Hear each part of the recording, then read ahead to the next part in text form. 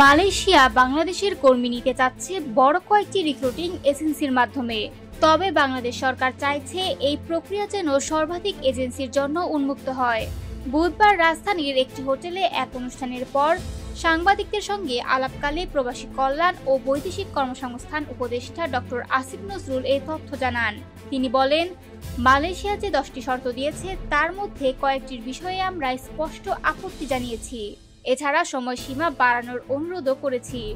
আমরা আমাদের রিক্রুটিং এজেন্সির সঙ্গে আলোচনা করেছি এবং দেখেছি বেশিরভাগ শর্ত পূরণ করা সম্ভব নয়। এই শর্তগুলো যদি জোর করে প্রয়োগ করা হয় তবে শুধু কয়েকটি বড় এজেন্সি সুযোগ পাবে, যা আমরা চাই না। আমরা চাই সুযোগ যেন সর্বাধিক রিক্রুটিং এজেন্সির জন্য উন্মুক্ত থাকে।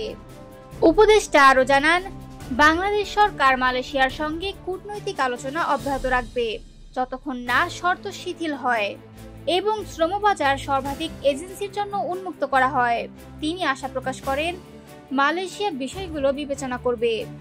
এ সময় ঢাকার আন্তর্জাতিক শ্রম সংস্থা ILO এর সহযোগিতায় তৈরি ওভারসিজ এমপ্লয়মেন্ট প্ল্যাটফর্মের উদ্বোধন অনুষ্ঠিত হয়। এই প্ল্যাটফর্মের মাধ্যমে বিদেশে কর্মী পাঠানো এবং নিয়োগ প্রক্রিয়া আরও স্বচ্ছ ও সহজ হবে। ডক্টর আসিফ নজরুল আরও বলেন, আমাদের মূল লক্ষ্য হলো রিক্রুটিং প্রক্রিয়াকে যেন আরো স্বচ্ছ, সুষ্ঠু এবং ন্যায়সঙ্গত করা যায়, যাতে শুধু বড় এজেন্সি নয়, সব রিক্রুটিং প্রতিষ্ঠানই সুযোগ পায়। সর্বশেষে তিনি সাংবাদিকদের জানান, মালয়েশিয়ার সঙ্গে নিয়মিত যোগাযোগ চালিয়ে যাচ্ছি এবং শ্রমবাজারের সুযোগ সর্বাধিক রিক্রুটিং এজেন্সির জন্য উন্মুক্ত করতে প্রতিটি পদক্ষেপ নেওয়া হবে।